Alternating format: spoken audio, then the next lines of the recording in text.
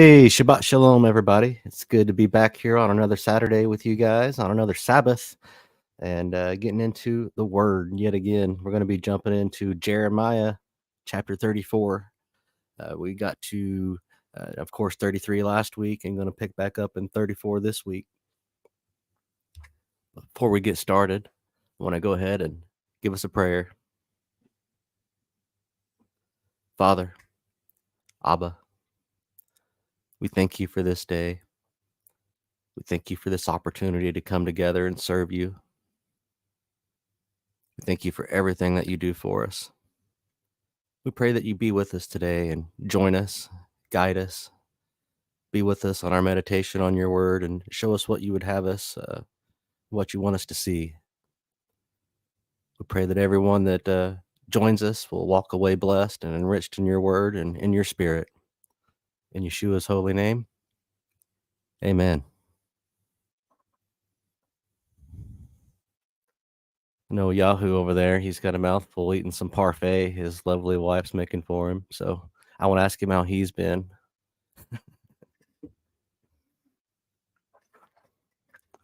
Kaylee, how you doing? I'm doing good. All right, guys. Well, if you're ready, I'm just going to jump on into Jeremiah 34 here. Let me go ahead and go to solo so you guys can see the scripture a little better. Oop, wrong solo. We don't want that mug. Here we go. Jeremiah chapter 34, verse 1. The word which came to Jermemiah from Yahuwah when Nebuchadnezzar, sovereign of Babel, and all his army, and all the reigns of the earth under his rule, and all the people fought against Jerusalem and all its cities, saying, Thus said Yahuwah, the Elohim of Yisrael, Go and speak to Zidkiyahu, sovereign of Yehuda, and say to him, Thus said Yahuwah, See, I am giving this city into the hand of the sovereign of Babel, and he shall burn it with fire. And you shall not escape out of his hand, but certainly be taken and given into his hand. And your eyes shall see the eyes of the sovereign of Babel, and his mouth shall speak with your mouth, and you shall go to Babel. But hear the word of Yahuwah, O Zidkiyahu, sovereign of Yehuda. Thus said Yahuwah concerning you, you shall not die by the sword.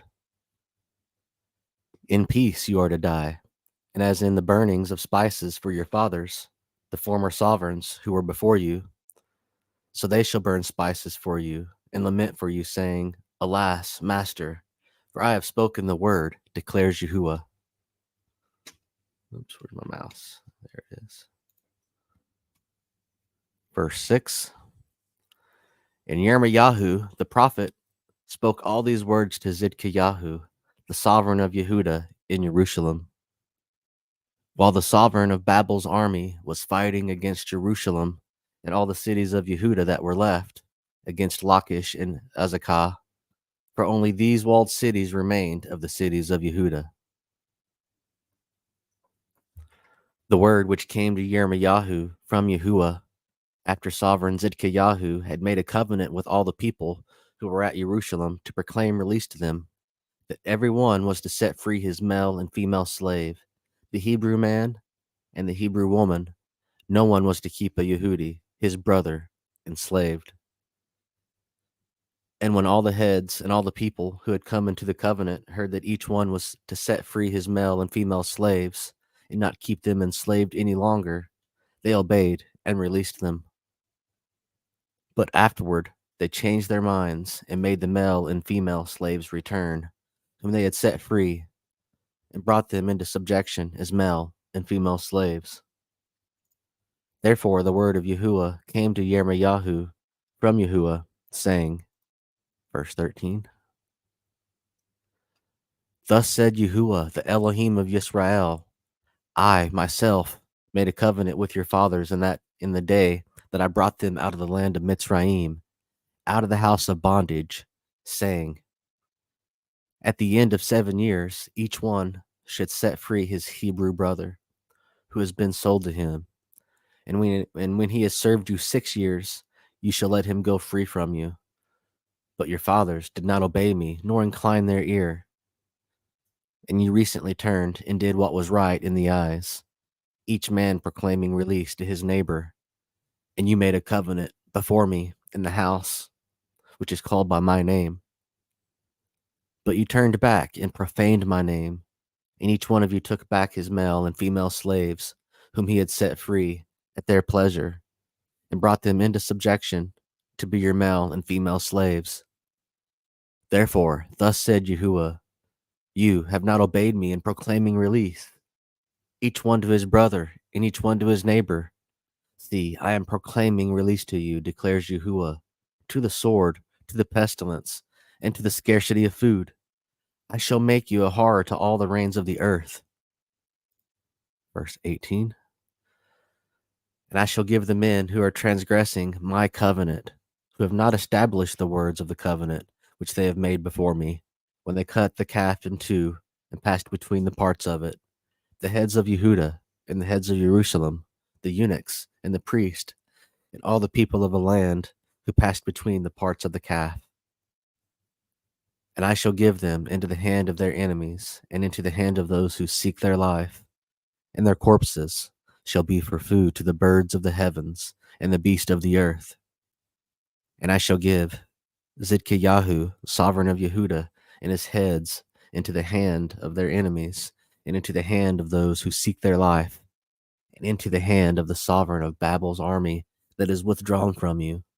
See, I am commanding, declares Yahuwah, and shall bring them back to the city, and they shall fight against it, and take it, and burn it with fire.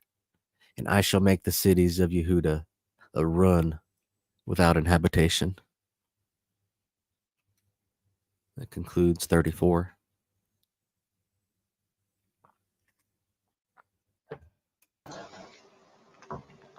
Man, that's wild. I didn't know that.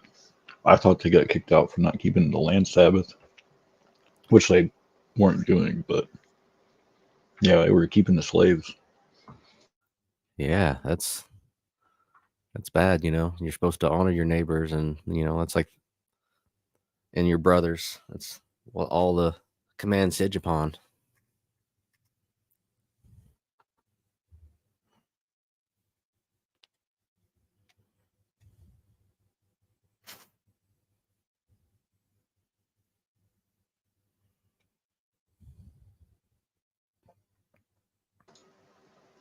I don't know if they really got a whole lot of commentary on that, man.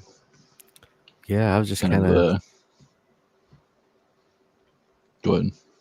Oh no, you're good. It's kind of speaks for itself. Nothing Yeah. really to touch on. Right. Definitely. Right.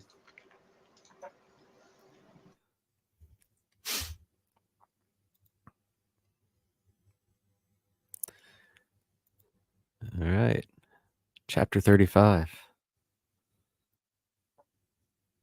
Get another sip.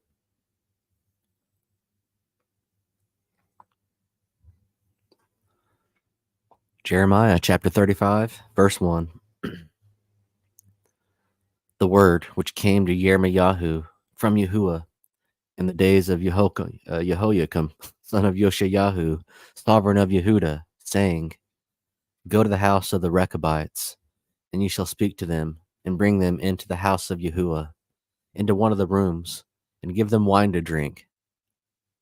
And I took Yaazaniah, the son of Jermemiah, the son of Habatsaniah, and his brothers, and all his sons, and all the house of the Rechabites, and I brought them into the house of Yahuwah, into the room of the sons of Hanan, son of Yigdayahu, a man of Elohim, which was by the chamber of the heads, above the room of Maasayu, son of Shallum, the keeper of the door. And I set before the sons of the house of the Rechabites bowls filled with wine and cups. And I said to them, Drink wine.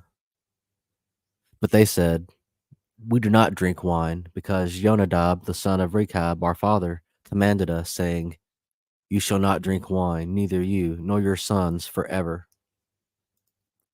Chapter 35, verse 7.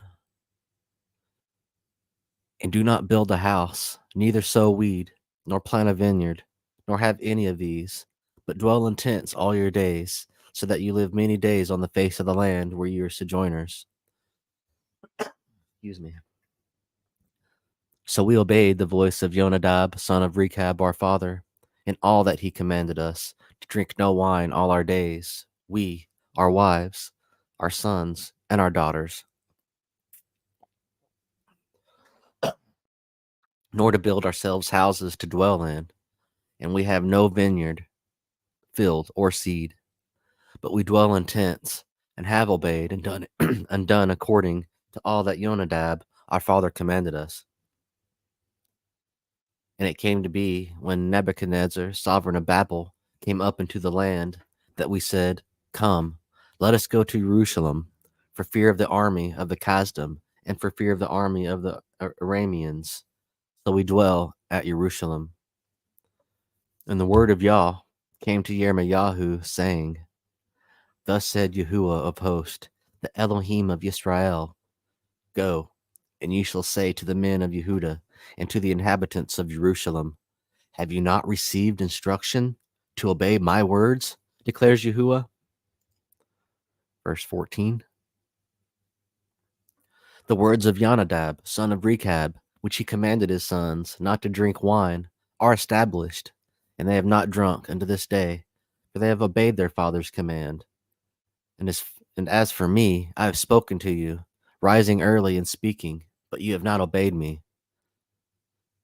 And I sent to you all my servants, the prophets, rising up early and sending them, saying, Turn each one from his evil way, and make good your deeds, and do not go after other mighty ones to serve them. And you shall dwell in the land which I have given you and your fathers. But you have not inclined your ear, nor obeyed me. The sons of Jonadab, son of Rechab, have indeed carried out the command of their father, which he commanded them. But this people has not obeyed me. Therefore, thus said Yahuwah, Elohim of hosts, the Elohim of Israel, See, I am bringing on Yehuda and all the inhabitants of Jerusalem all the evil I have pronounced against them, because I have spoken to them, but they did not listen, and I have called to them, but they did not answer. And Jermemiah said to the house of the Rechabites, Thus said Yahuwah of hosts, the Elohim of Israel, because you have obeyed the command of Jonadab your father, and guarded all his commands, and done according to all that he commanded you. Verse 19. Therefore, thus said Yahuwah of hosts, the Elohim of Israel, of Jonadab, son of Rechab, there shall never cease to be a man to stand before me. Wow. Don't remember this story ever. Jordan? Mm-mm.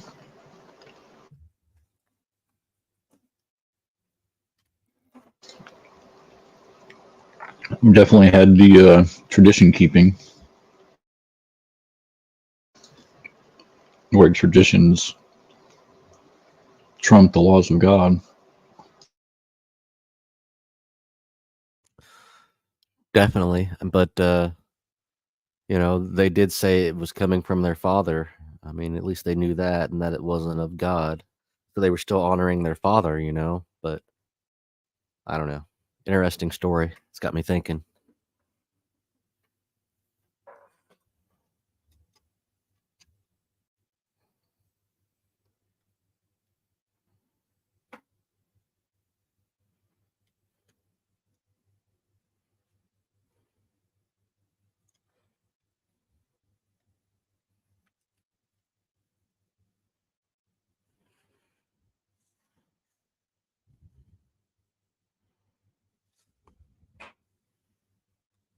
Man, the importance of having prophets sent to you and multiple times. You still won't hear. Are we in that spot, I wonder?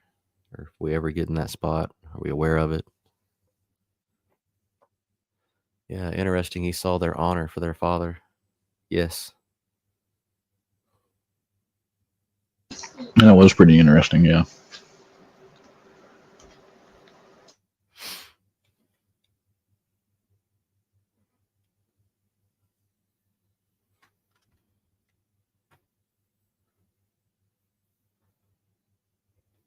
I mean, ultimately, obeying your father is important, but what do you do, in a household? Do you listen to your father, or do you go against your father and try to go with God? That's a tricky spot.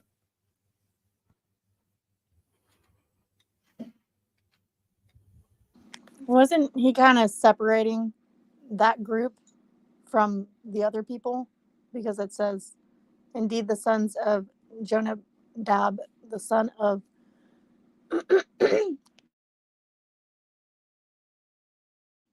sorry, I had a cough. You're good. Indeed, the sons of Jonadab, the son of Rechab, have observed the command of their father, which he commanded them. But this people has not listened to me. So, isn't he kind of putting a separation between the ones that were observing their father and then the people around them? Mm-hmm. Because like above that it says, turn now every man from his evil way and amend your deeds, and do not go after other gods to worship them. Then you shall dwell in the land which I have given to you and to your forefathers, but you have not inclined your ear or listened to me. But I don't know.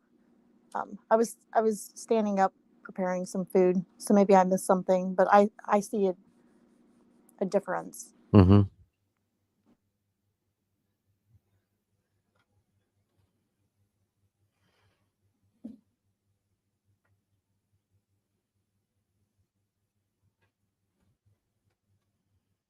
Good stuff, guys.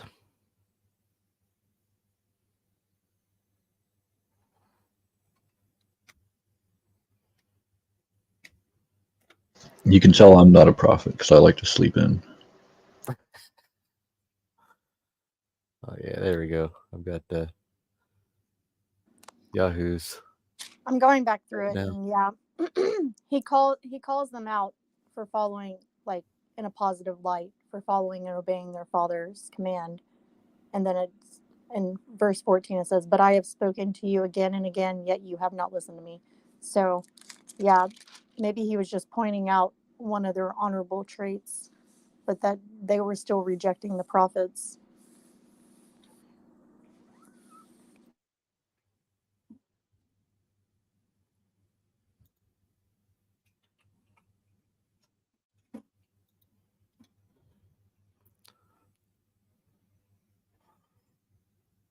Some of these names aren't easy, y'all.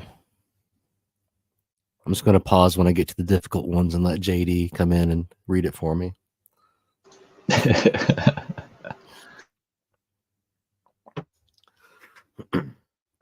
All right.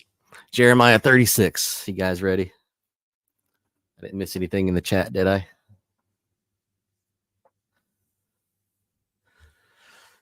Recubites. Britannica says Recubites are semi-nomadic shepherds who were against the worship of Baal. Okay.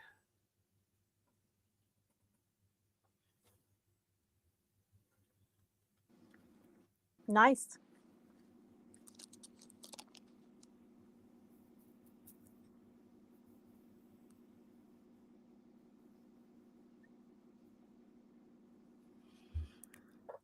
Okay. I'm going to jump into Jeremiah 36. And it came to be in the 4th year of Yahoiakim, son of Yoshayahu, sovereign of Yehuda, that this word came to Jeremiah from Yahuwah, saying, take a scroll and write on it all the words that I have spoken to you against Israel and against Yehuda and against all the nations from the day I spoke to you, from the days of Yoshayahu, even to this day. It could be that the house of Yehuda hears of all the evil which I plan to bring upon them, so that each one turns back from his evil way, and I shall pardon their crookedness and their sin. And Jeremiah called Barak, son of Neriah, and Baruch rather, and Baruch wrote on a scroll from the mouth of Jeremiah all the words of Yahuwah which he had spoken to him. And Jeremiah commanded Baruch, saying, I am shut up. I am unable to enter the house of Yahuwah. But you shall enter and shall read from the scroll which you have written from my mouth, the words of Yahuwah, in the hearing of the people in the house of Yahuwah on the day of fasting, and also Read them in the hearing of all Yehuda who come from their cities. Chapter 36, verse 7. It could be that they present their supplication before Yahuwah, and they turn back, each one from his evil way. For great is the displeasure and the wrath that Yahuwah has spoken against this people. And Baruch, son of Neriah, did according to all that Jermemiah the prophet commanded him, reading from the book the words of Yahuwah in the house of Yahuwah. And it came to be in the 5th year of Jehoiakim, son of Yoshiyahu, sovereign of Yehuda, in the 9th new moon, that they called a fast before Yahuwah to all the people in Jerusalem and to all the people who came from the cities of Yehuda to Jerusalem. And Baruch read from the book the words of Jermemiah in the house of Yahuwah, in the room of Jermemiah, son of Shaphan the scribe, in the upper courtyard at the entry of the new gate of the house of the in the entry of the new gate of the house of Yahuwah, in the hearing of all the people. And Micaiah, son of Jermemiah, son of Shaphan, heard all the words of Yahuwah from the book. And then he went down to the sovereign's house, and to the scribe's room, and there all the heads were sitting. Elishama the scribe, and Eliyahu, son of Shemayahu, and Elnathan, son of Akbor, and Garmayahu, son of Shaphan, and Zidkiyahu, son of Hananiah, and all the heads. And Micaiah told them all the words which he had heard from Baruch, read the book in the hearing of the people. Verse 14. Then all the heads sent Yehudi, son of Nethanyahu, son of Shalomyahu, son of Cushi, to Baruch, saying, Take in your hand the scroll from which you have read in the hearing of the people, and come. So Baruch, son of Neriah, took the scroll in his hand and came to them. And they said to him, Sit down, please, and read it in our hearing. Then Baruch read it in their hearing. And it came to be, when they had heard all the words, that they looked at each other in fear, and said to Baruch, We are certainly going to report all these words to the sovereign. And they asked Baruch, saying, Please explain to us, how did you write all these words? From his mouth? And Baruch answered them, From his mouth he spoke all these words to me, and I wrote them with ink in the book. Then the heads said to Baruch, Go, hide, you and Jermemiah, and let no one know where you are. And they went to the sovereign, into the court. But they put the scroll in the room of Elishama the scribe, and told all the words in the hearing of the sovereign. 21. The sovereign therefore sent Yehudi to bring the scroll, and he took it from the room of Elishama the scribe. And Yehudi read it in the hearing of the sovereign, and in the hearing of all the heads standing beside the sovereign. And the sovereign was sitting in the winter house in the 9th new moon, with a fire burning on the hearth before him. Then it came to be, when Yehudi had read 3 or 4 columns, that the sovereign cut it with the scribe's knife, and threw it into the fire that was on the hearth, until the entire scroll was burned in the fire that was on the hearth. Yet the sovereign and all his servants who heard all these words were not afraid, nor did they tear their garments. Moreover, Elnathan and Eliyahu and Jermemiah pleaded with the sovereign not to burn the scroll, but he did not listen to them. And the sovereign commanded Jerahmeel, son of the sovereign, and Sarayahu, son of Azriel, and Shelemiyahu, son of Abdiel, to seize Baruch, the scribe, and Jermemiah the prophet, but Yahuwah had hid them. 27. And after the sovereign had burned the scroll with the words which Baruch had written from the mouth of Jermemiah, the word of Yahuwah came to Jermemiah, saying, Take another scroll, and write on it all the former words that were in the first scroll, which Jehoiakim, the sovereign of Yehuda, has burned. And say to Jehoiakim, sovereign of Yehuda, Thus said Yahuwah, You have burned this scroll, saying, Why have you written it in the excuse me, why have you written it? Why have you written in it that the sovereign of Babel is certainly coming to destroy this land and cause man and beast to cease from here? Therefore, thus said Yahuwah concerning Jehoiakim, sovereign of Yehuda, he shall have no one to sit on the throne of David, and his dead body is to be thrown out to the heat of the day and to the frost of the night. And I shall punish him and his seed and the servants for their crookedness, and I shall bring on them and on the inhabitants of Jerusalem and on the men of Yehuda all the evil I have spoken against them, but they did not listen. So Jermemiah took another scroll and gave it to Baruch the scribe, son of Neriah, who wrote on it from the mouth of Jermemiah all the words of the book which Jehoiakim, sovereign of Yehuda, had burned in the fire, and many similar words were added to them.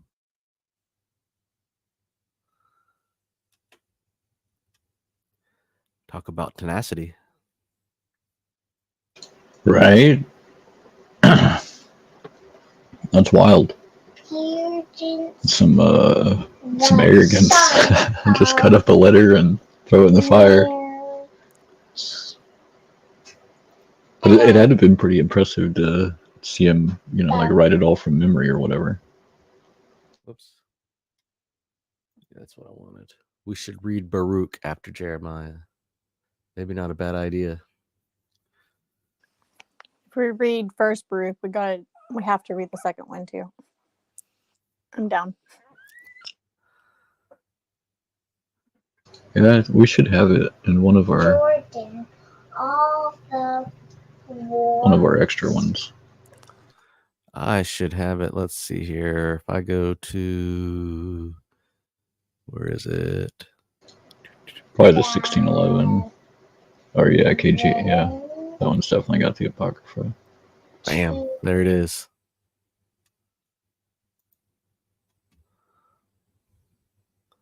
Yeah, totally doable.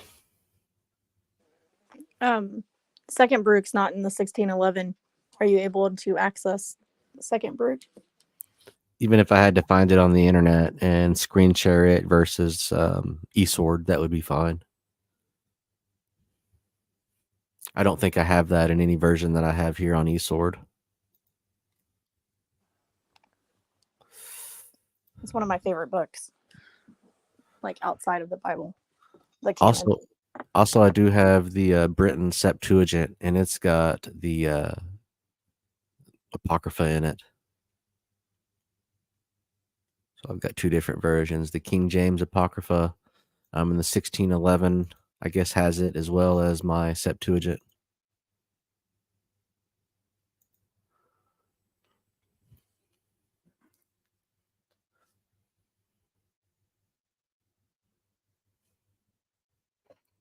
You guys got anything on 36 anymore?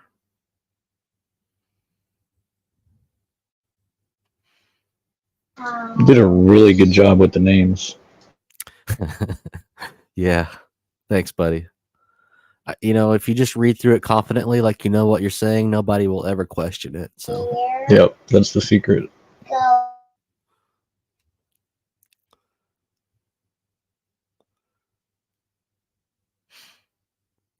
the 9th new moon.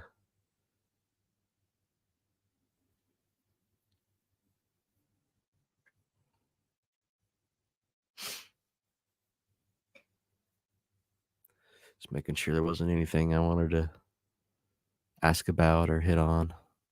Does it seem like there's unnamed prophets? Like, like Jeremiah, he tells them, or God says, I've sent my prophets, plural, rising early and sending them to you. And we hear about, you killed my servants, the prophets. And so, yeah, it just seems like there's a lot more prophets than the ones that we actually hear about, like. I'd say that's true. Jeremiah seems pretty early on in the chronology. And apparently there was a lot more people, or at least, 2 people, I guess, before Jeremiah. But In yeah, the story of Ahaz and Elijah, doesn't Elijah at one point say, and it's just me here alone, everybody else has been taken, and God tells him that he's hidden 400 other prophets. yeah. It's something like that. I don't remember if it's Elijah or the other one, but yeah, it's one of them for sure. But anyway, it was just an interesting thought I had. You know, like Jeremiah is kind of the first prophet I can think of, Mm-hmm. and then Jeremiah's saying, no, there was definitely prophets before me. You didn't listen to them either.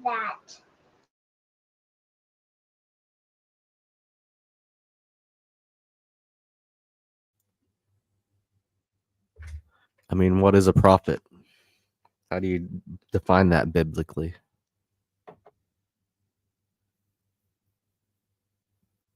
Is it somebody Isn't that it just someone that speaks the words of the Lord?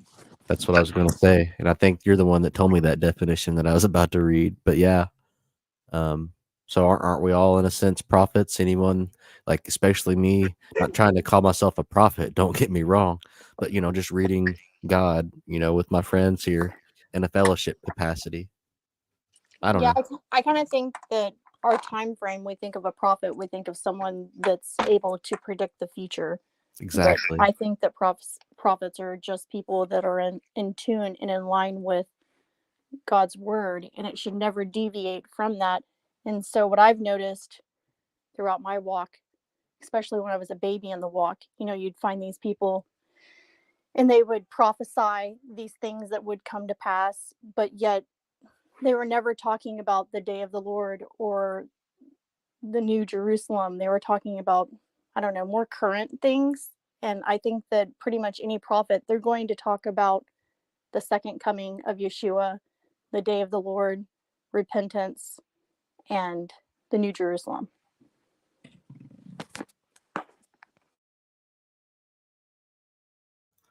Preach it, prophetess Kaylee. All right, that was some fire. I was enjoying that. So I guess with your question, more than one prophet. I mean, I guess a lot of people are prophets, but there's more notable ones, I suppose. Kind of where I'm landing here.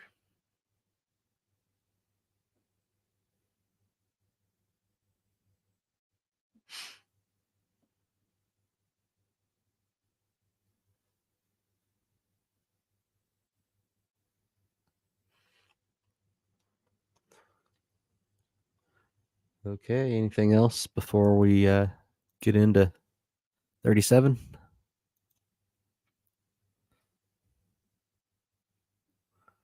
Don't want to go too quick and cut somebody off.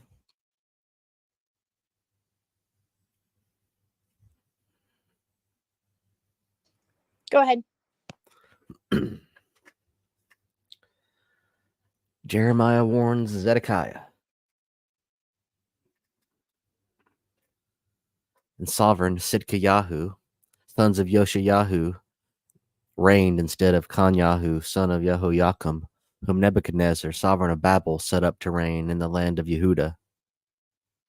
But neither he nor his servants, nor the people of the land, had listened to the words of Yahuwah, which he spoke by the prophet Jeremiah. And Zidkiyahu, the sovereign, sent Yehukal, son of Shalemiah, and the priest Zephaniah, son of Maaseiah, to the prophet Jeremiah, saying, Please pray to Yahuwah, our Elohim, for us.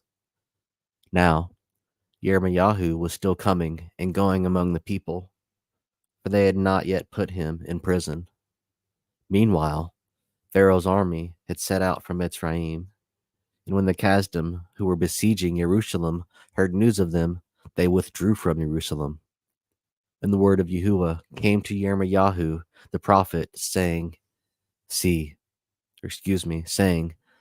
Thus said Yahuwah, the Elohim of Yisrael, say this to the sovereign of Yehuda, who sent you to me to inquire of me. See, Pharaoh's army which has come up to help you, shall turn back to Mitzrayim, to their own land. Verse 8. And the Kasdim shall return and fight against the city, and take it, and burn it with fire. Thus said Yahuwah, do not deceive yourselves, saying, the Kasdim shall go away from us, for they do not go. For though you had stricken the entire army of the Kasdim, who are fighting against you, and there remained only wounded men among them, they would get up, each man in his tent, and burn the city with fire. And it came to be, when the army of the Kasdim left the siege of Jerusalem for fear of Pharaoh's army, that Jermemiah went out of Jerusalem to go into the land of Benjamin to receive his portion there in the midst of the people. And it came to be, as he was in the gate of Benjamin, a master of the guard was there, whose name was Jeriah, son of Shelemiah, son of Hananiah, and he seized Jermemiah the prophet, saying, you're deserting to the Kasdim. But Jermemiah said, it is a lie. I am not deserting to the Kasdim. But he did not listen to him. And Jeriah seized Jermemiah and brought him to the heads. And the heads were wroth with Jermemiah and struck him and put him in prison in the house of Jehonathan the scribe. For they had made that for a prison. When Jermemiah had entered into the dungeon and into the cells, then Jermemiah remained there many days. Verse 17. And Zidkiyahu the sovereign sent and took him out. And the sovereign asked him secretly in his house and said, is there any word from Yahuwah? And Jermemiah said, there is. And he said, you are given into the hand of the sovereign of Babel. And Jermemiah said to Zidkiyahu the sovereign, what have I sinned against you and against your servants and against this people, that you have put me in prison? Where are your prophets who prophesied to you, saying, the sovereign of Babel is not coming against you or against this land? But now, please hear, O my master the sovereign. Please let my petition be accepted before you, and do not make me return to the house of Jehonathan the scribe, lest I die there. Zidkiyahu, the sovereign then, commanded Jermemiah to be placed in the court of the guard, that they should give him daily a piece of bread from the baker's street, until all the bread in the city was gone. So Jermemiah remained in the court of the guard.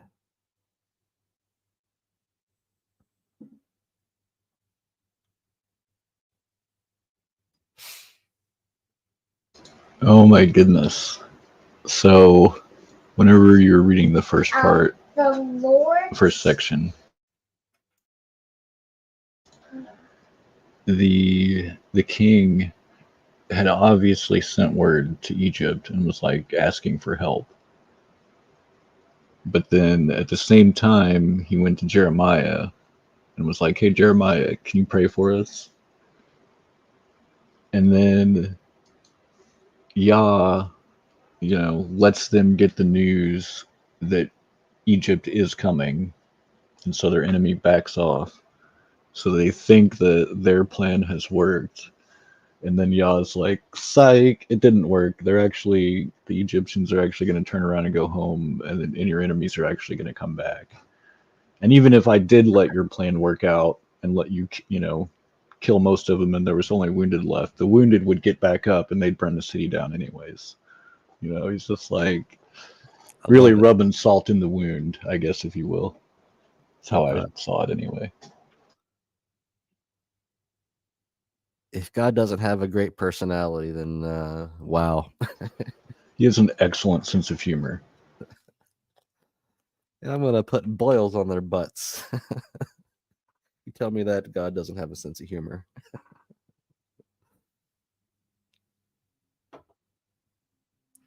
It's a different story, but anyways.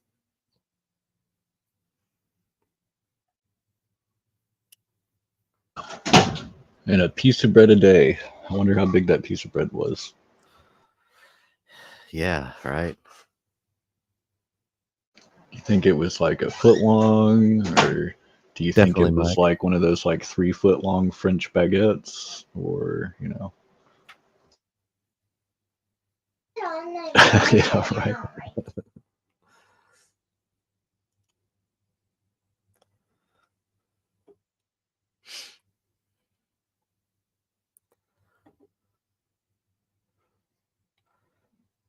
How's my connection been today? Have I been cutting out to anybody out there in internet land? No, seems to be really good. Good. No, like speeding up and slowing down, whatever that is. Right? Compression. No garble. Okay. Way better with the names. I was waiting for you to fail on one of the verses. I was like, oh, he's definitely gonna get this one wrong. I'm gonna laugh so hard. On mute, obviously, but yeah. Yep, I'll mute. You better not laugh at me in front of all of my friends publicly. Gosh. Yeah, I don't remember which one it was now, but yeah. Yeah, Excellent Ryan, work. Excellent work. thanks. Yeah, Ryan said 37-17 looks hard. I was like, yeah, definitely. I think there's been a couple of harder ones where it was just full of names I'd never read before. It was great. Right, yeah, yeah. And yeah, it probably would be easier if I switched to King James, but I don't know, would it? Ooh. Lamppost is betting that you practiced. That's what he was doing last night. You think I would, and a good person probably would or should, but I kind of like on the fly. The Ross show is so much more fun. Mm-hmm.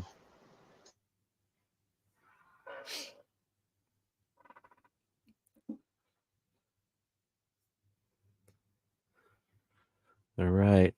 We need more commentary, or we're going to end Jeremiah today, guys. Yeah, I mean, I know when it speaks for itself. it really does. I mean, I don't know what else to add to it. I mean, like, Hope you're not adding anything to his yeah. word. I mean, Bro. obviously, they didn't trust God because they sent word to Egypt. But yeah, I just thought that was super funny. He's like, lets them think that their plan's gonna work. They just kind of do a double take. Like, oh, Egypt turned around. Maybe we will come back. That's great. Because like, it's not like they got a phone call from Egypt and was like, oh, we're on our way. Like, no, like a messenger had to come in and give them a message, and then like the Casdim had to leave, but then they, had a scout watching the Egyptian army, and then he saw the Egyptian army turned around, and so the scout went back to his army. So I mean, this had to have been played out over like a week or two. I have no idea how long it takes to run, but just anyway, it's like it wasn't like it was just a day-long process. Like, yeah, I can't imagine. Wow. Didn't think about it like that. Yeah.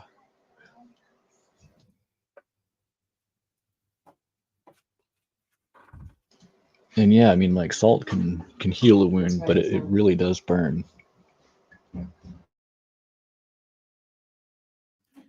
Like there's an expression, pouring salt in the wound. Yeah, yeah.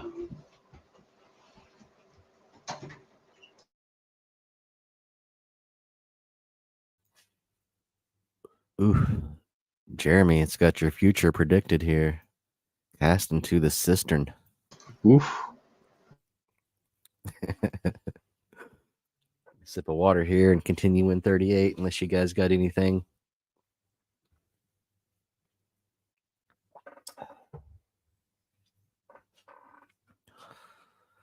Okay, Jeremiah chapter 38, verse 1. And Shaphat son of Mattan, and Gadol son of Pashur, and Ukal son of Shalom and Pashur son of Malchiah heard the words which Jeremiah had spoken to all the people, saying, Thus said Yahuwah, He who remains in this city shall die by the sword, by scarcity of food, and by pestilence. But whoever goes over to the Kasdim shall live, and his life shall be as a prize to him, and he shall live. Thus said Yahuwah, This city is certainly given into the hand of the sovereign of Babel's army, and he shall take it. Then the head said to the sovereign, Please, let this man be put to death, because he is weakening the hands of the men of battle, who are left in the city, in the hands of all the people, by speaking such words to them. For this man does not seek the peace of this people, but the evil. And Zidkiyahu the sovereign said, Look, he is in your hand, for the sovereign is unable to do any matter against you. Verse 6. And they took Jermemiah and threw him into the dungeon of Malchiyahu, the sovereign's son, which was in the court of the guard. And they let Jermemiah down with ropes, and in the dungeon there was no water, but mud. So Jermemiah sank in the mud.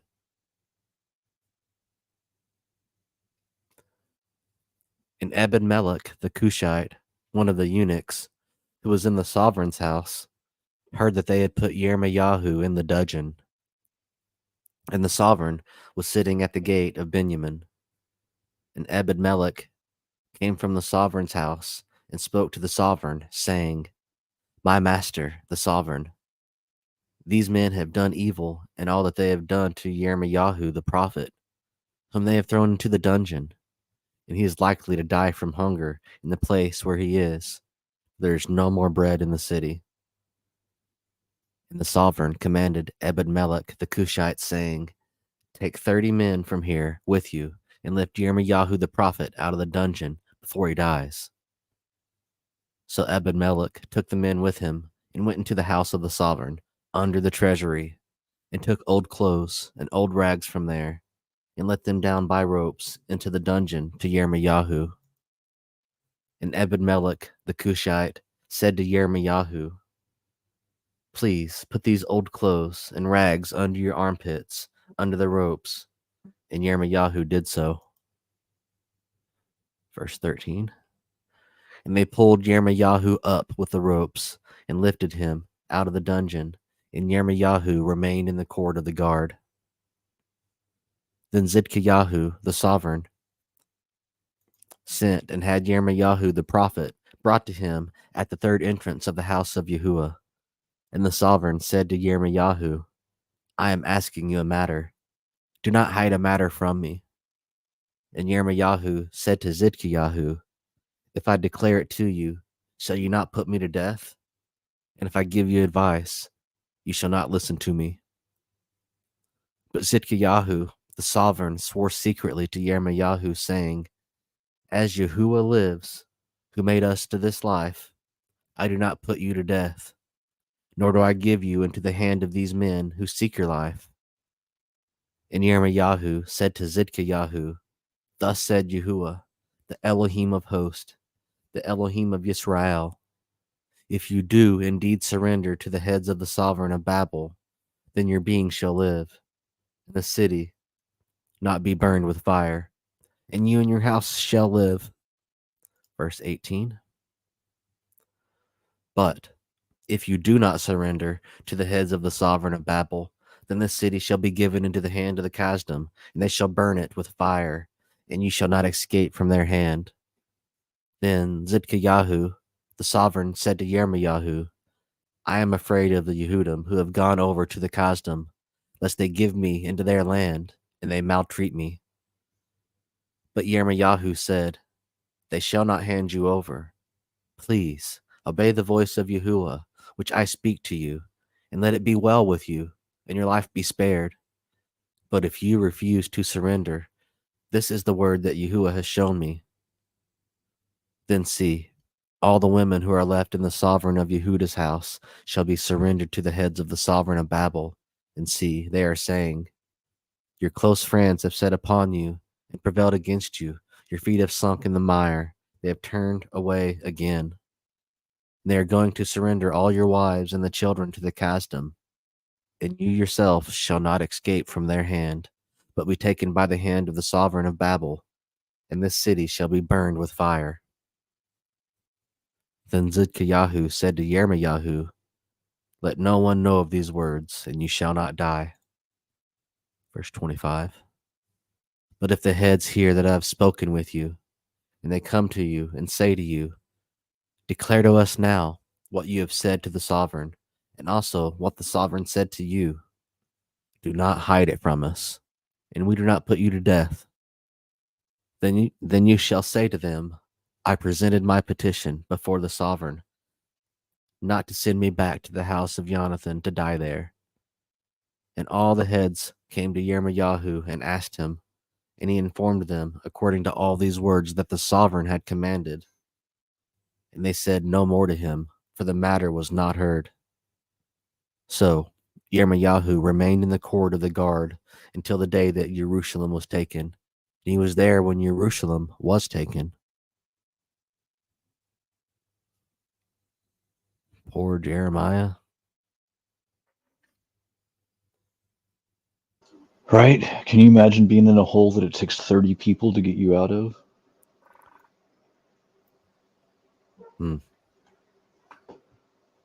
Or maybe I don't know. That's just wild. Maybe they were guarding the hole. I don't know. Something. But yeah. Just take a couple of men to lift a dude up out of a hole with a rope, you know? Maybe I four mean, guys one would to make it think. easy. Yeah. I don't know.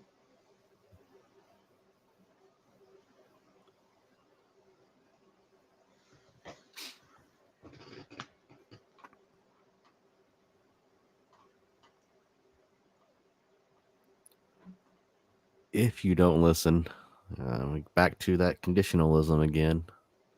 Right? I thought it was funny when he said, if I answer your question, you're just gonna have me put to death. And if I give you advice, you're not gonna listen to me anyways. Right? Yeah. And that's after being pulled out of a hole. I guess I'd be a little angered at that point in time. Definitely wouldn't be in the best mood, that's for sure. I might have come off a little sarcastic like that too.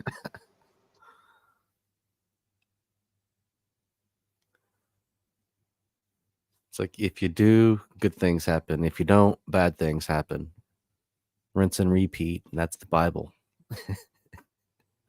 Right. I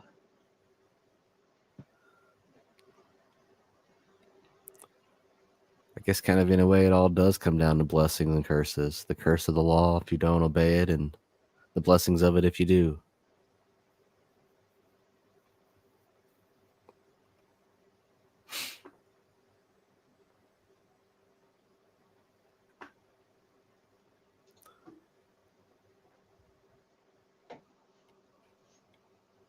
I'm gonna have to grab some more coffee. All right. I'm just skimming through here again, see if there's anything I wanted to talk about.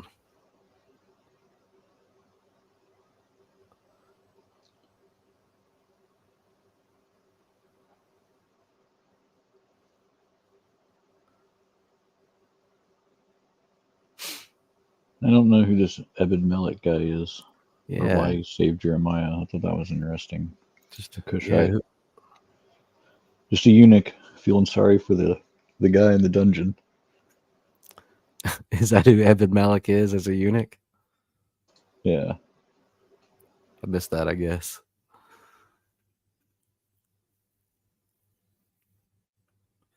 But yeah, why 30 men?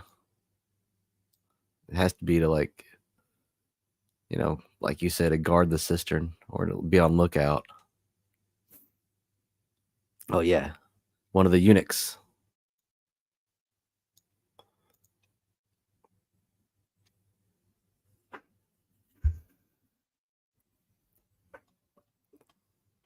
Yeah, and I don't know where the gate of Benjamin is, so don't know what that has in relation to the story.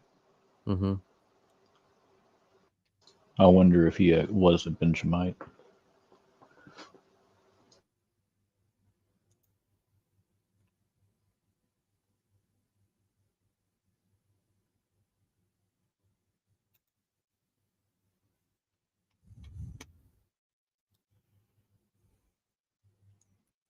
All right, we're going to be going to chapter 39, and we've got a total of 52 before we're through with Jeremiah.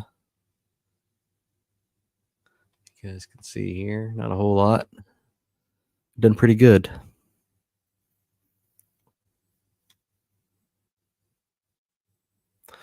Okay, the fall of Jerusalem.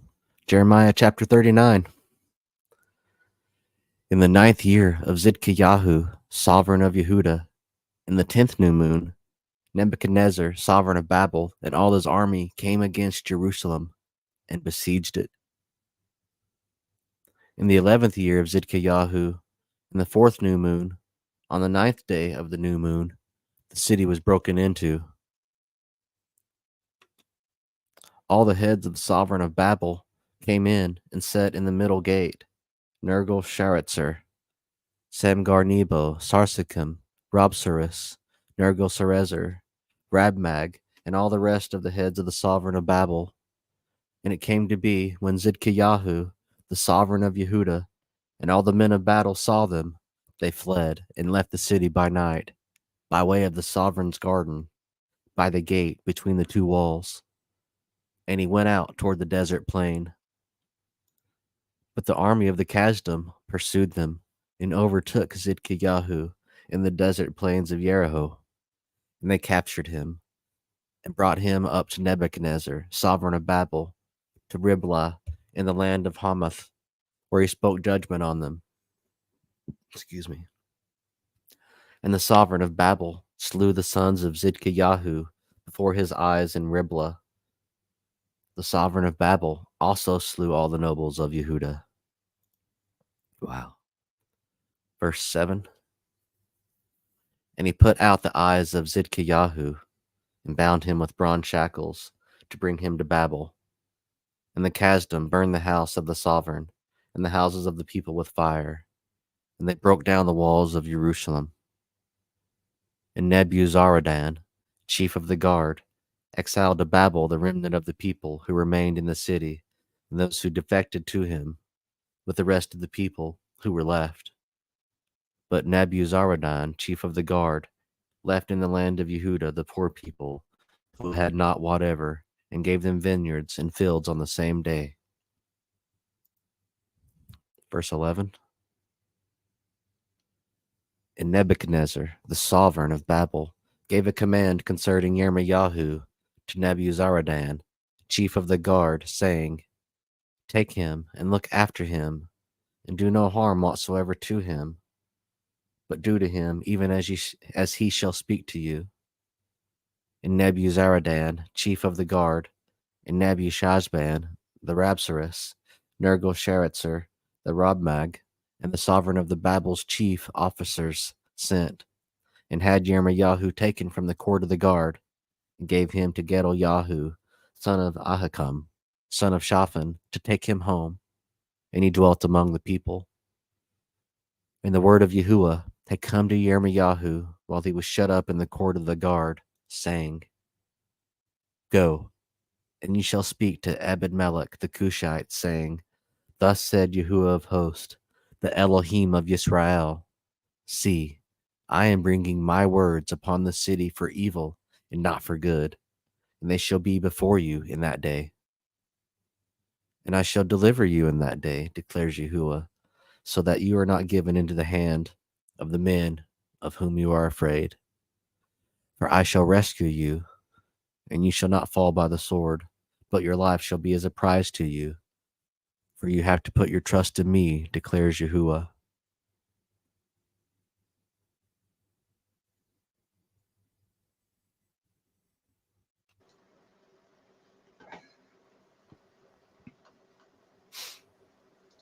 So verse 10 shocked me. I was not prepared to hear that at all. Which part of it, I guess? Like the poor people, he was like the guy that is in charge of gathering up all the slaves. He was just like, oh, well, these guys are already slaves. You know what? I'm just going to set them free and give them all this stuff. Like, you think that the conquering army is going to be, you know, pretty terrible. And I mean, I guess they kind of were to the people that deserved it. But yeah, I was just not prepared for him to be like, hey, yeah, you poor guys. Yeah, this is all your stuff now. That little bit of grace from the army, Right, yeah. it's overtaking you. Yeah, right. And then it kind of sounds like Nebuchadnezzar went and grabbed the king and then came back to the city to Jeremiah. So, like, kind of want to hear that story. Like, I mean, he doesn't even talk to the dude, and he's just like, yeah, that guy over there, take him, don't do anything to him, and then listen to whatever he tells you to do. Like, where did that come from? You know, like, did the king tell him? Did Nebuchadnezzar get a message from Hmm. somebody? You know, like, did he just see a poster posted in town? You know, like, how did Definitely we a get TikTok. here? So many questions. It was definitely a TikTok. That's probably what it was.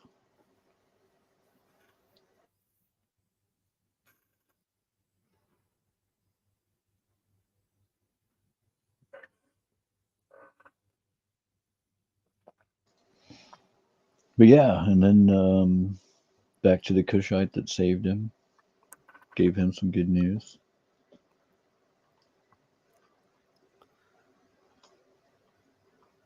And yeah, the king had his eyes taken out, man.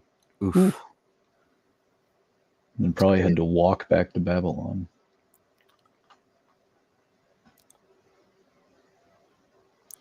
It was intense. Oh yeah, and the last thing he saw was all of his kids getting murdered in front of him. That's wild, man. Freaking brutal. Goes to say, God may refine you and put a little heat on you, but if he comes to save you, he's going to come with all of his might and vengeful force. If you're a Definitely faithful isn't follower. going to be pretty. Mm-hmm.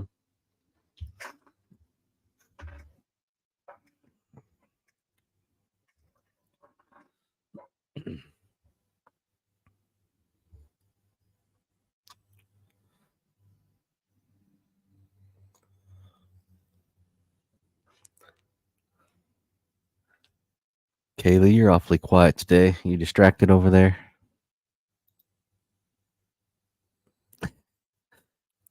Calling her out.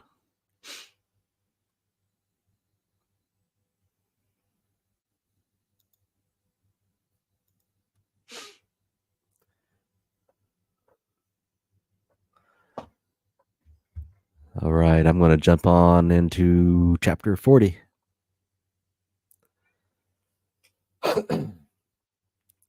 The word that came to Jermemiah from Yahuwah after Nebuzaradan, chief of the guard, had let him go from Ramah, when he had taken him bound in chains among all the nations from Jerusalem and Yehuda, who were being exiled to Babel.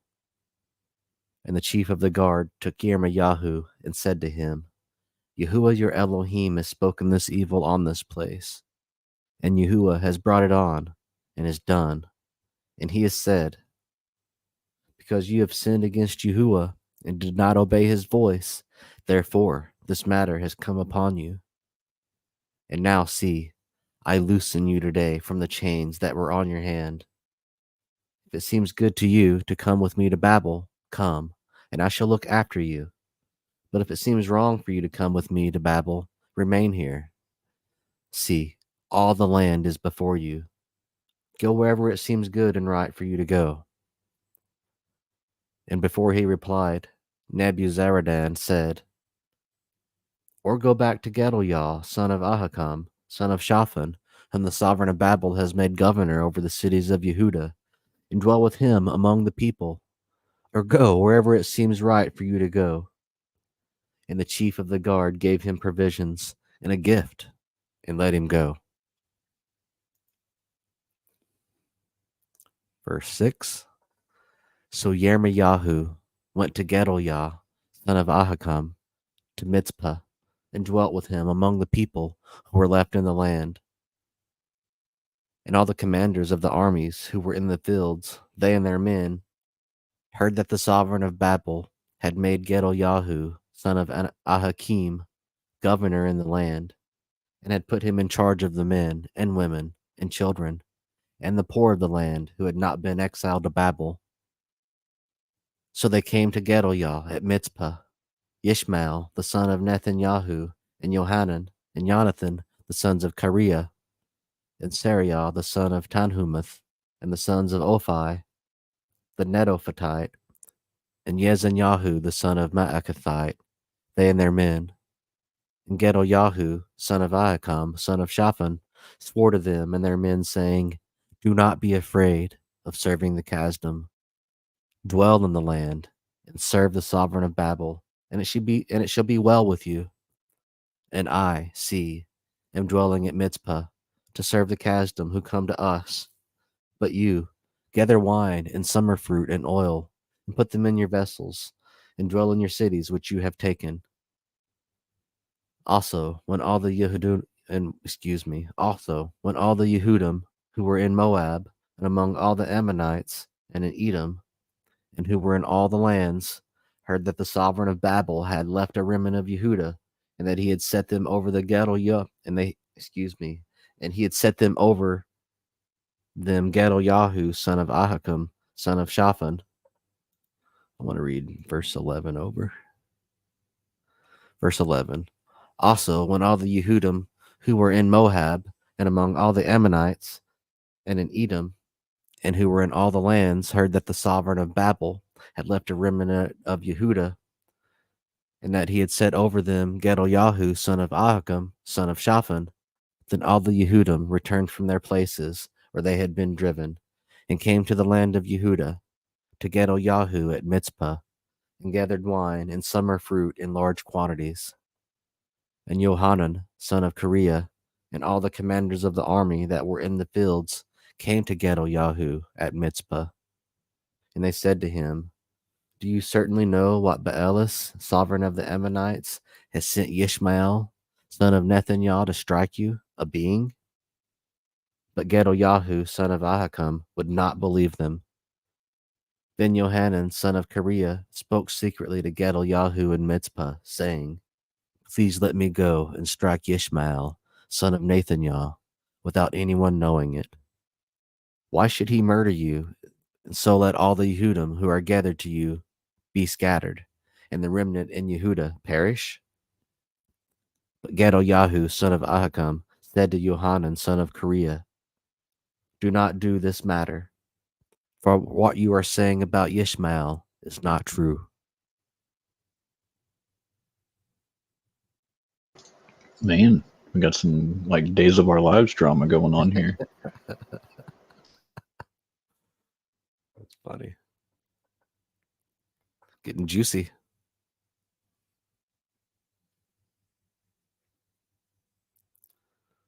Secret murder plots behind backs and Right?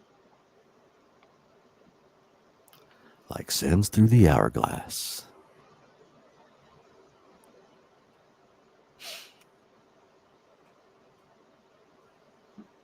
Wish I knew some of these characters a little better. Because the one guy gave all of the poor people the vineyards and stuff, Mm-hmm. but I don't know if that would be who the new governor is. It seems like the governor got put in by the king, so it seems like it would be a different person. Hmm.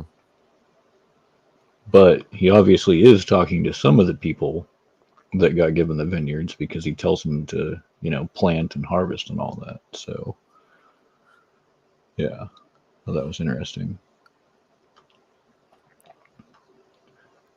And then, yeah, I did not know that like brought people in from all over,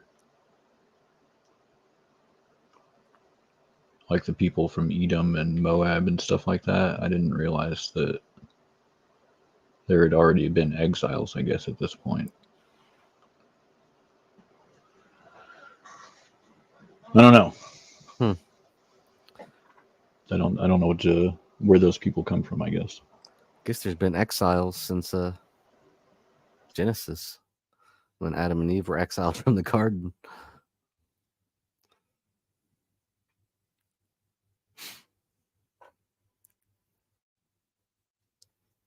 Oh yeah, the word came to Jeremiah. I think Mike was trying to hint that that was maybe Jesus. I don't know. Well, Mike capitalized the W in word, and the scripture doesn't. So Mike's adding to the word. Mm. Just kidding, Mike. Just messing. It makes me wonder.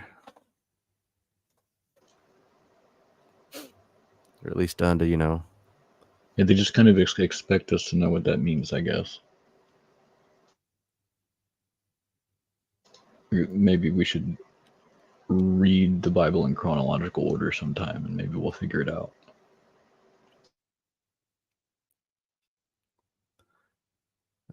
See here, Mike. The Sefer has the in word capitalized.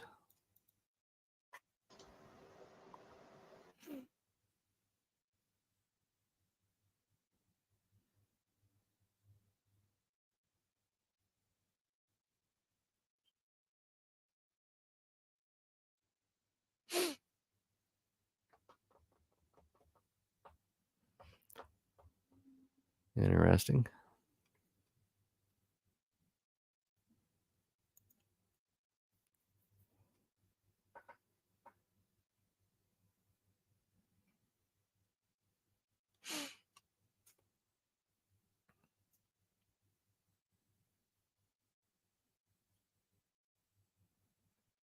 Yeah, sometimes when I'm reading, I don't fully comprehend it, so it kind of takes me recapping for it to really sink in.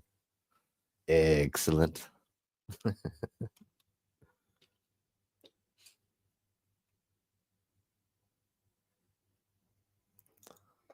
Shalom, Sophie, and thanks for the compliments. I appreciate it.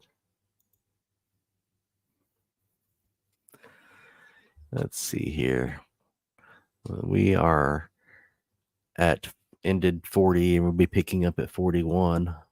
Do you guys want to truck on through, or it's only 1:15? Yeah, let's keep going. Unless you guys want to stop. I'm good either way. Kaylee said she was listening. She's got a headache coming on, so probably won't Okie be talking dokie. much. Okie dokie.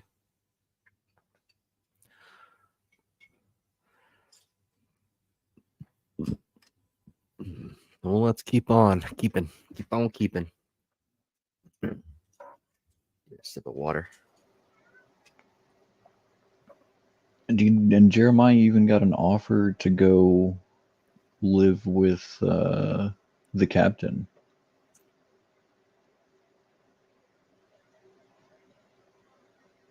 You know, he's like, he sets him free, and he's like, yeah, you can come back with me to Babylon, and I'll keep an eye on you, or you can go and do your own thing. I hope it works out for you.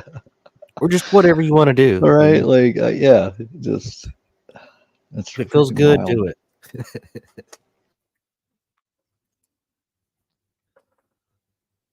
Yeah. Hi, Miss Sherry.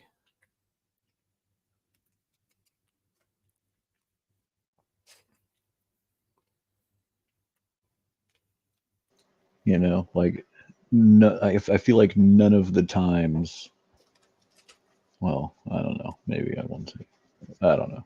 But yeah, like I mean, most of the time when people go to war, they aren't like, oh yeah, then I found this super cool dude over there, and he was really important. And, yeah, I don't know. It's just wild. Not the things that normally happen. Yeah. Normally, like completely put under the ban.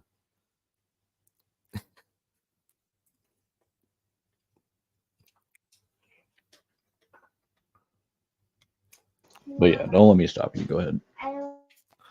Yep, you can come with me. If not, that's cool. Go wherever it seems right. Great.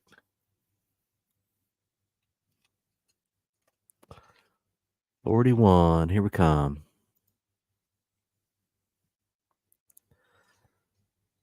Jeremiah chapter 41, verse 1. And in the 7th new moon, it came to be that Ishmael, son of Nathaniah, son of Elishama, of the royal seed, and of the officers of the officers of the sovereign came with 10 men to Gedaliah, son of Ahikam, at Mizpah, while they ate bread together there in Mizpah. Ishmael, son of Nethaniah, and the 10 men who were with him arose and struck Gedaliah, son of Ahikam, son of Shaphan, with the sword, and killed him, whom the sovereign of Babel had made governor over the land. There you go, Deezer.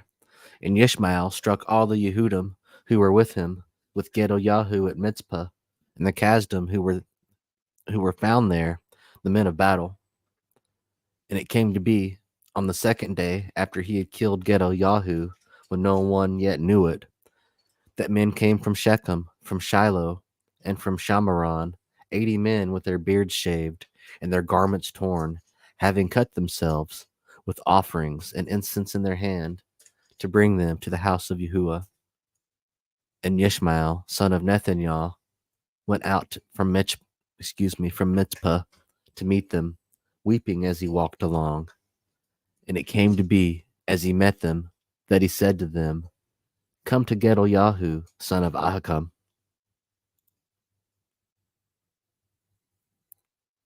And it came to be, when they came inside the city, that Ishmael, son of Nethaniah, slew them, throwing them into a pit, he and the men who were with him. But 10 men were found among them who said to Ishmael, "Do not kill us, for we have wheat and barley and oil and honey hidden in the field." So he held back and did not kill them from among their brothers. And the pit into which Ishmael had thrown all the corpses of the men whom he had struck, because of Gedaliah, was the same one that Asa the sovereign had made for fear of Baasha, sovereign of Israel. Ishmael, son of Nethaniah, had filled it with the slain. Then Ishmael took captive all the rest of the people who were in Mizpah, the sovereign daughters, and all the people who were left in Mizpah, whom Nebuzaradan, chief of the guard, had entrusted to Gedaliah, son of Ahikam. And Ishmael, son of Nethaniah, took them captive and went to go over the Ammonites. But Johanan, son of Kareath, and all the commanders of the army that were with him heard of all the evil that Ishmael, son of Nethaniah, had done. So they took all the men and went to fight with Ishmael, son of Nethaniah, and they found him by the great pool that is in Gibeon. Verse 13. And it came to be, when all the people who were with Ishmael saw Johanan, son of Kareah, and all the commanders of the army who were with him, that they were glad. And all the people whom Ishmael had taken captive from Mizpah turned around and came back and went to Johanan, son of Kareah. But Ishmael, the son of Nethaniah, escaped from Johanan with 8 men and went to the Ammonites. Then Johanan, son of Kareah, and the commanders of the army that were with him took from Mizpah all the rest of the people whom he had recovered from Ishmael, son of Nethaniah, after he had struck Gedaliah, son of Ahikam, the mighty men of battle, and the women, and the children, and the eunuchs, whom he had brought back from Gibeon. And they set out and dwelt in the lodging place of Kimham, which is near Bethlehem, to go to enter Mitzrayim, because of the Kasdim. For they were afraid of them, because Ishmael, son of Nethaniah, had struck Gedaliah, son of Ahikam, whom the sovereign of Babel had made governor in the land. Man, I got a bad feeling that this is not going to turn out good for these people. Ooh, yes. I don't think Ishmael is going to make it. That is wild. Scary. Like, I've read Jeremiah before, but I don't remember this. This is kind of new to me. It's beautiful how the scripture works like that, though. Sometimes you don't see things yet, maybe because you're not supposed to. And then the second time around is like, hey, look at this that you need to hear right now. I want to show it to you. Right.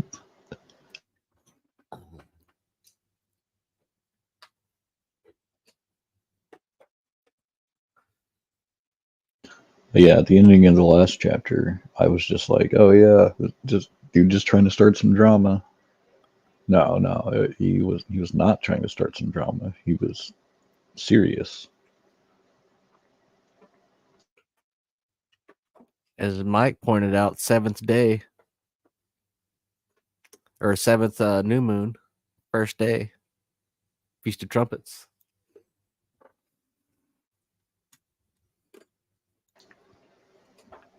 Yeah, and it seems like those dudes were coming in for a Nazarite vow, I guess, is with their head and beard shaved.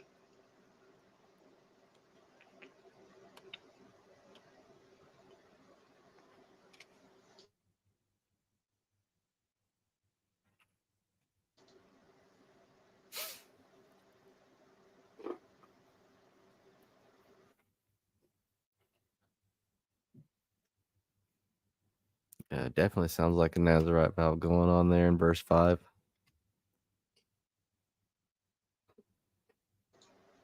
Right, it's either that or like what he's saying with the trumpets.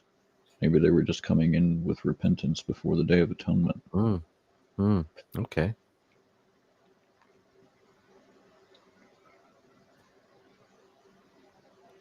Since they had their garments torn.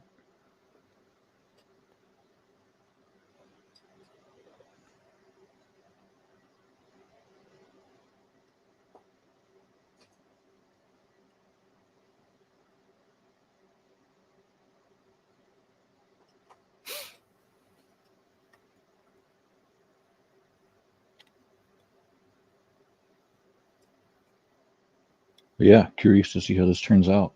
Yeah. Moving on. Warning against going to Egypt.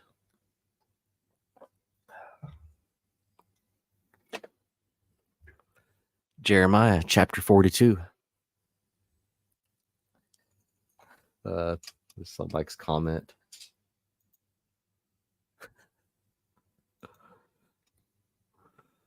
All right. Chapter 42, verse 1.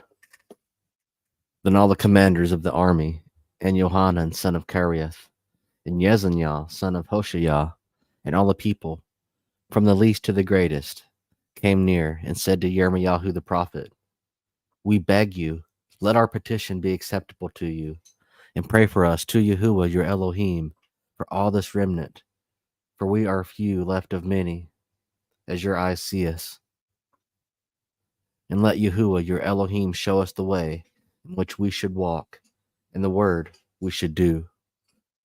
And Jeremiah the prophet said to them, I have heard.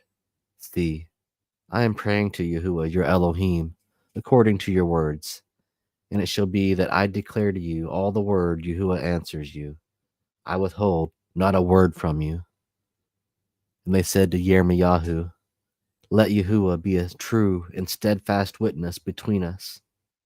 If we do not do according to all the word which Yahuwah your Elohim sends us by you, whether good or evil, let us obey the voice of Yahuwah our Elohim, to whom we send you, in order that it might be well with us when we obey the voice of Yahuwah our Elohim.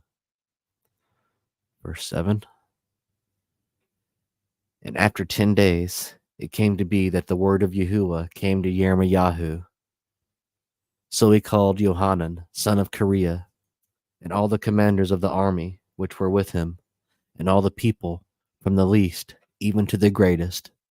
And he said to them, Thus said Yahuwah, the Elohim of Israel, to whom you sent me to present your petition before him. If you would indeed stay in this land, then I shall build you and not pull you down, and I shall plant you and not pluck you up, for I have relented of the evil I have done to you. Do not be afraid of the sovereign of Babel, of whom you are afraid. Do not be afraid of him, declares Yahuwah, for I am with you to save you and deliver you from his hand. And I shall show you compassion, so that he has compassion on you, and let you return to your own land. But if you say, We are not staying in this land, and disobey the voice of Yahuwah your Elohim, saying, No, but we are going to the land of Mitzrayim, so that we see no fighting, nor hear a voice of a shofar, nor hunger for bread, and there we shall stay. Verse 15. Then hear the word of Yahuwah, O remnant of Yehuda. Thus said Yahuwah of hosts, the Elohim of Yisrael.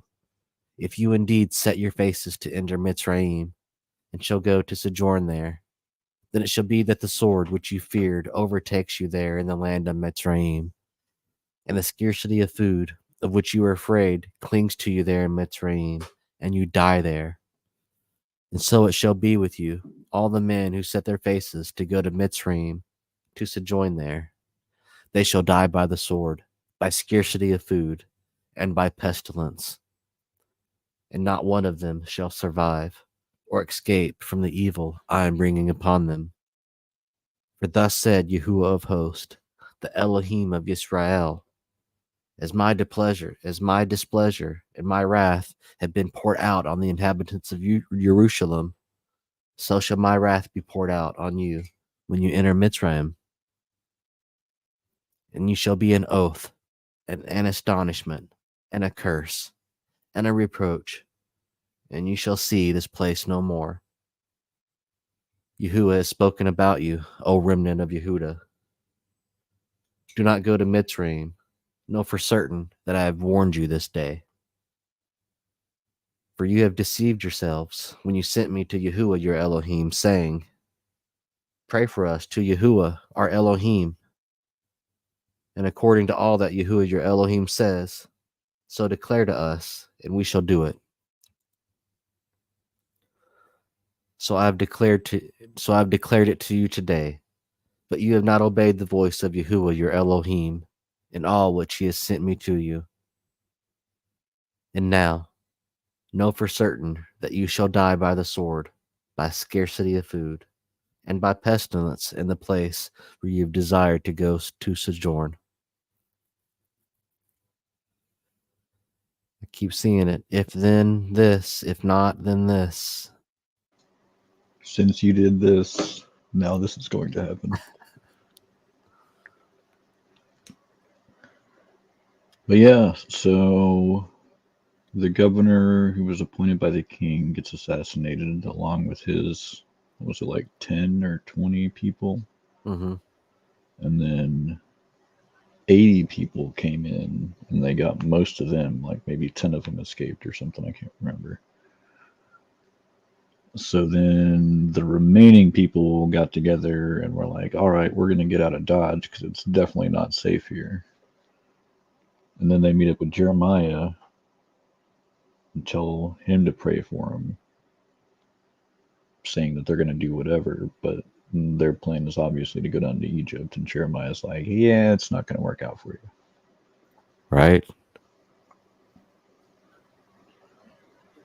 So yeah, it doesn't seem like they passed the test. I don't know. Maybe the next chapter will tell us something different. Yeah, I'm going to have to take a little breather. I was getting lightheaded there towards the end. You guys are making me read too much today. You guys. Oh, I mean, just you. Right.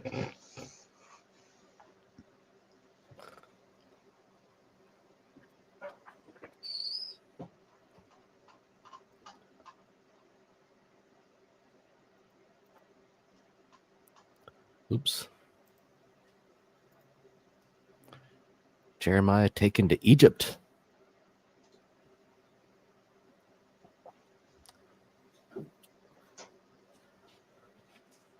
Jeremiah chapter 43.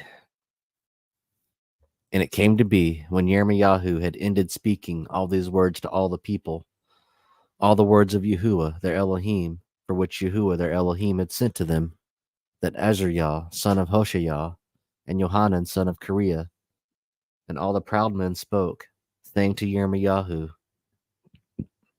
You are speaking a lie. Yahuwah our Elohim has not sent you to say, Do not go to Mitzrayim to sojourn there.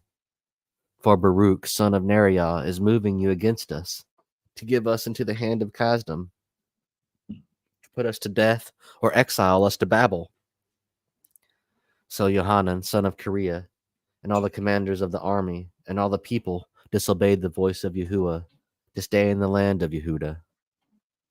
And Johanan, son of Kareah, and all the commanders of the army took all the remnant of Yehuda who had returned to dwell in the land of Yehuda from all nations where they had been driven, the men and the women and the children and the sovereign's daughters, and every being whom Nebuzaradan, chief of the guard, had left with Gedaliah, son of Ahikam, son of Shaphan, and Jermemiah the prophet, and Baruch, son of Neriah.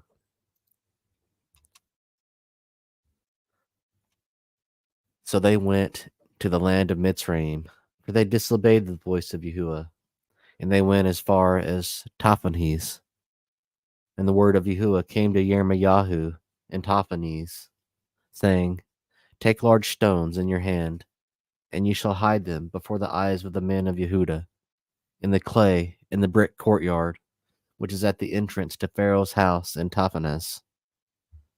Then you shall say to them, Thus said Yahuwah of hosts, the Elohim of Yisrael, See, I am sending, and I shall bring Nebuchadnezzar, the sovereign of Babel, my servant, and I shall set his throne above these stones that I have hidden, and he shall spread his canopy over them.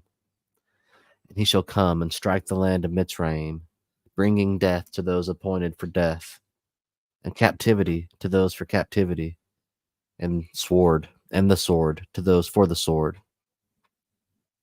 And he shall set fire to the houses of the mighty ones of Mitzrayim, and he shall burn them and take them captive. And he shall cover himself with the land of Mitzrayim, as a shepherd puts on his garment, and he shall go out from there in peace. And he shall break the stone pillars of the house of the sun, which were in the land of Mitzrayim, and he shall burn the house of the mighty ones of the Mitzrites with fire. Interesting. You see that, Deezer? S-U-N, capital S. Right. Mm-hmm.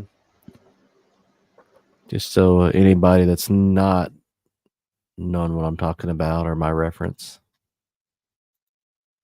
Maybe that's just one of their temples. You'll see here in Malachi chapter 4, verse 2, but to those of you who fear my name, the Son of Righteousness, capital S, shall arise with healing in his wings, and shall go out and leap for joy like calves from the stall. Just interesting, that's all.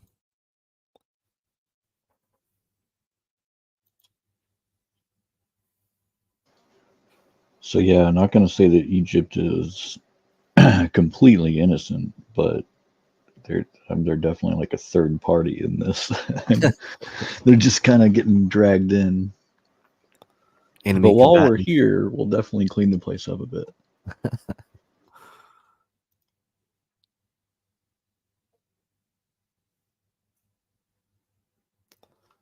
I don't.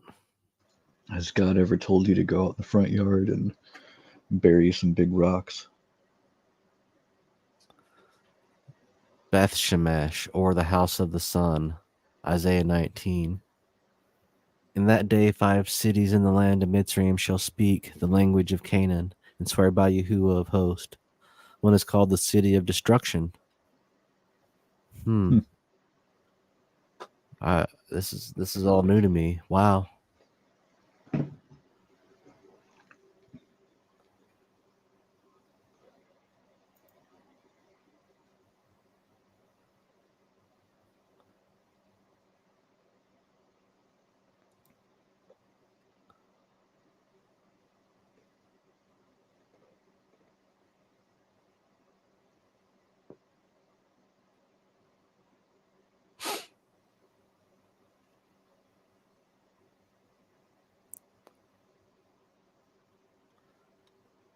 You guys got anything on 43?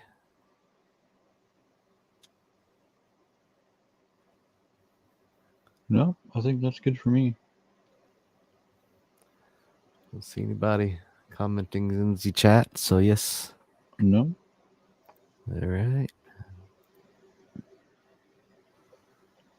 Judgment for idolatry. Jeremiah 44.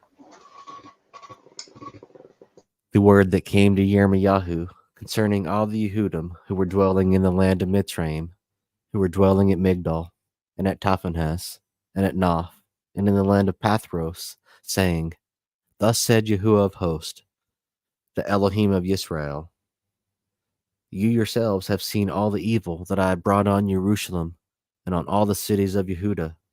And see, this day they are a ruin, and no one dwells in them, because of their evil which they had done to provoke me, by going to burn incense, by serving other mighty ones, whom they did not know.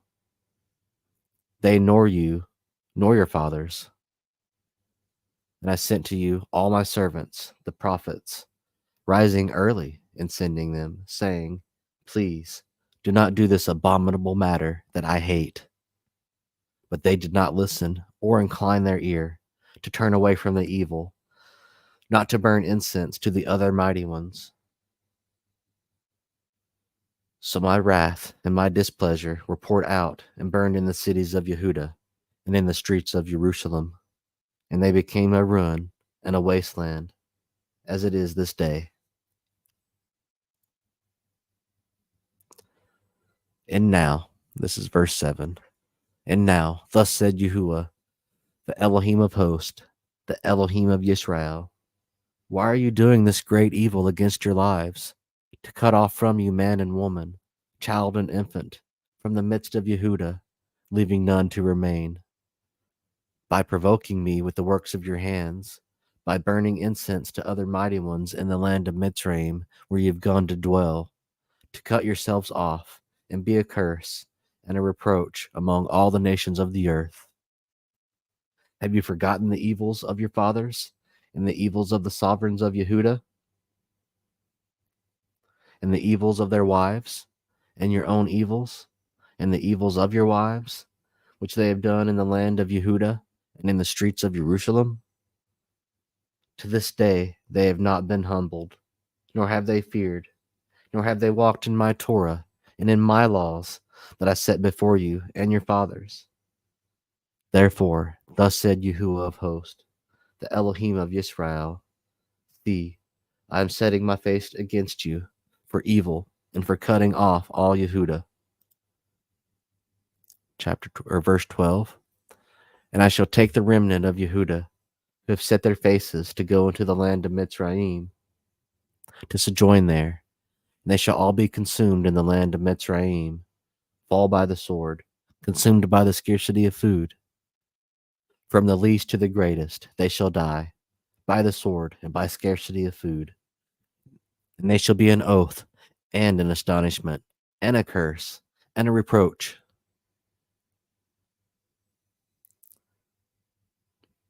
And I shall punish those dwelling in the land. Oh, wait. Is Mike leaving? Take care, buddy. Good seeing you. Back to verse 13. And I shall punish those dwelling in the land of Mitzrayim, as I have punished Jerusalem, by the sword, by the scarcity of food, and by pestilence. And none of the remnant of Yehudah, who have gone into the land of Mitzrayim, to sojourn there, shall escape or survive, lest they return to the land of Yehudah, to which they are longing to return to dwell there. For they shall not return, except those who escape. Then all the men who knew that their wives had burned incense to other mighty ones, and all the women who stood by, a great assembly, and all the people who dwelt in the land of Mitzrayim, in Pathros, answered Jermemiah, saying, We are not going to listen to you in the matter about which you spoke to us in the name of Yahuwah. But we shall do whatever has gone out of your own mouth, to burn incense to the sovereigness of heavens, and pour out drink offerings to her, as we have done, we and our fathers, our sovereigns and our heads, in the cities of Yehudah and in the streets of Jerusalem. And we had plenty of food, and were well off, and saw no evil. But since we ceased burning incense to the sovereigness of the heavens, and pouring out drink offerings to her, we have lacked all, and have been consumed by the sword, and by scarcity of food. And when we burned incense to the sovereigness of the heavens, and poured out drink offerings to her? Did we make cakes for her to idolize her and pour out drink offerings to her without our husbands? Then Jeremiah spoke to all the people, to the men, and to the women, and to all the people who had given him that answer, saying, As for the incense that you burned in the cities of Yehuda and in the streets of Jerusalem, you and your fathers, your sovereigns, and your heads, and the people of the land, did not Yahuwah remember them? And it came into his heart, and Yahuwah could no longer bear it, because of the evil of your deeds, and because of the abominations which you did. Therefore your land is a ruin, an object of astonishment, a curse, and without an inhabitant, as it is this day, because you have burned incense, and because you have sinned against Yahuwah, and did not obey the voice of Yahuwah, or walk in his Torah, in his laws, or in his witnesses. Therefore this evil did befall you, as at this day. And Jeremiah said to all the people and to all the women, Hear the word of Yahuwah, all Yehuda who are in the land of Mitzrayim.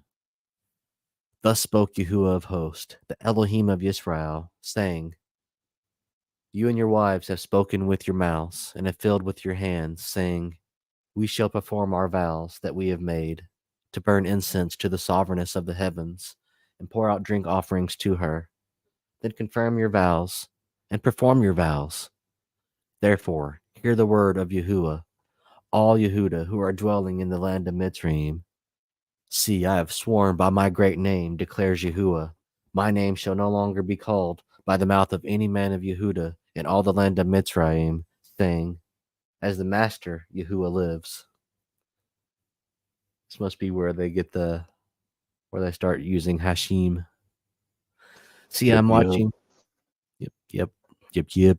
See, I'm watching over them for evil and not for good. And all the men of Yehuda who are in the land of Mitzrayim shall be consumed by the sword and by scarcity of food until they come to an end. And those who escape the sword, few in numbers, shall return home, or shall return from the land of Mitzrayim to the land of Yehuda. All the remnant of Yehuda who came into the land of Mitzrayim to sojourn there shall know whose word is established, mine or theirs. And this is the sign to you, declares Yahuwah, that I am punishing you in this place, so that you know that my words are certainly established against you for evil.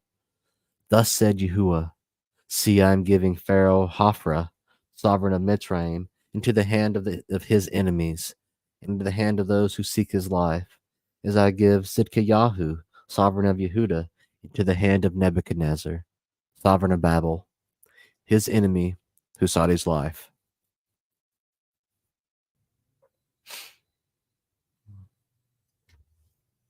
Yeah, not going to turn out well for these guys. No. Yeah, I did not know that Jeremiah got taken to Egypt. Like, this is all new to me. Even though I've read Jeremiah before, but yeah, I guess it just never clicked. Didn't click, or you just forgot. Yep, one or the other.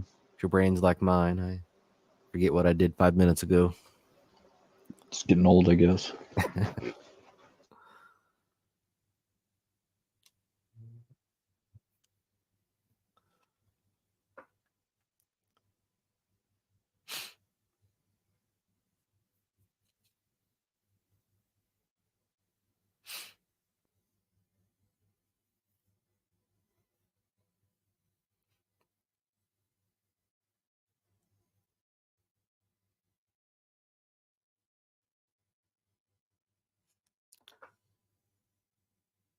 Which first number was it? They were really quick to take on the pagan customs.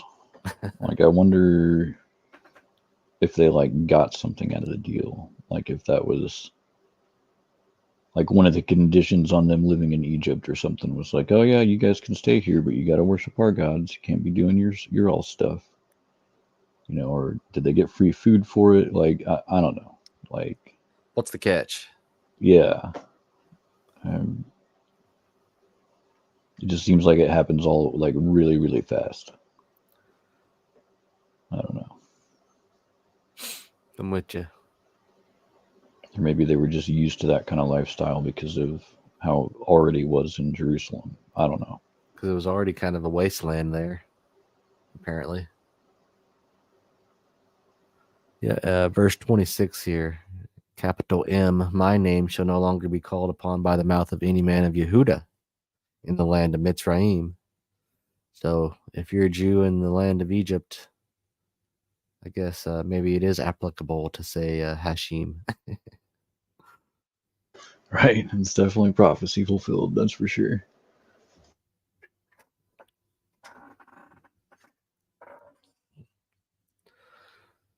This is actually probably a really good stopping point. Save some for next week and then maybe do a midrash afterwards and discuss what we want to do next. It's fine with me. Yep, I think I'm going to go ahead and call it. And let's take a peek here. Pick back up in 45. Oh, message to Baruch. Uh-oh. So there's your cliffhanger. Yeah, definitely a good place to stop then. So, guys, thank you all for being here. It's been another wonderful day in the Word, and I feel enriched and learned a few things about Jeremiah I didn't know today. I hope that you guys do too. So, Shabbat Shalom, everyone, and we'll see you guys again in a couple of weeks. Shalom, shalom.